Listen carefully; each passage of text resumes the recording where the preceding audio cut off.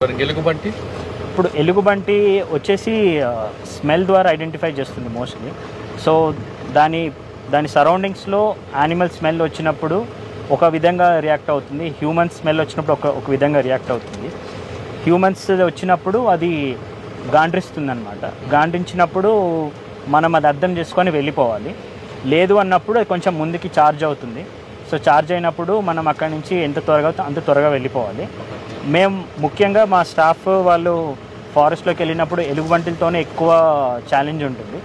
So ఎలుగుబంటి అలా గాండ్రించినప్పుడు మా వాళ్ళు అక్కడే ఉన్న ఏదైనా ఒక పెద్ద అంటే వాళ్ళు ఎప్పుడు వాళ్ళతో కర్ర కానీ క్యారీ చేస్తారు. క్యారీ చేసినప్పుడు వాళ్ళు దాన్ని పక్కన చెట్టుని గట్టి కొడతారు.